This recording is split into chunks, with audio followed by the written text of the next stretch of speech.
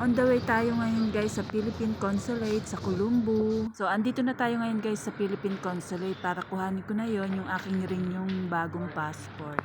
So after nating makuha yan, yung Philippine passport na bago, diretso na tayo ngayon sa immigration para mag-apply ng 5 years visa, spouse visa po dito sa Sri Lanka.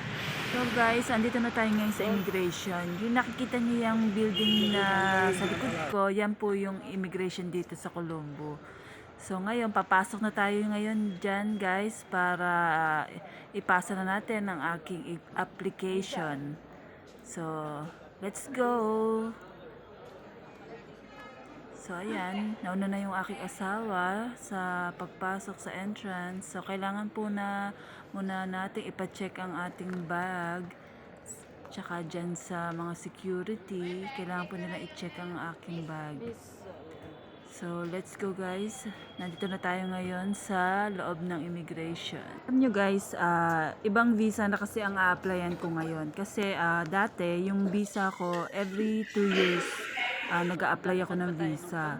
So, 2 years lang ay binibigay nila dati sa akin na spouse visa. So, ngayon, ang a-applyan ko po ngayon ay 5 years spouse visa dito sa Sri Lanka.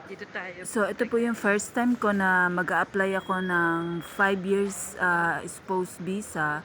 So, meron silang mga kailangan na requirements na kailangan kong ibigay sa kanila. So, ngayon, na-provide ko na yung mga kailangan nila.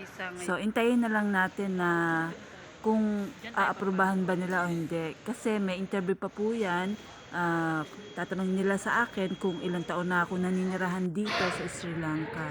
Kasi alam ko, yung mga baguhan pa lang, hindi pa pwedeng bigyan ng 5 years visa. Kung sino yung pinakamatagal na dito, yung matagal nang naninirahan dito sa Sri Lanka. So, yun po ang mabibigyan ng 5 years spouse visa. So, eto na po yung asawa ko. Chine-check niyang mabuti yung application ko kung may mali pa ba o may kulang pa ba na kailangan naming pilapan. So, lahat po ng kailangan bago namin i-forward sa officer, kailangan kompleto po lahat yan. So, na-forward na namin yung mga application ko. So, mag-aantay na lang po kami ng resulta mamaya. So, eto po guys, dito muna tayo sa labas, nag-aantay.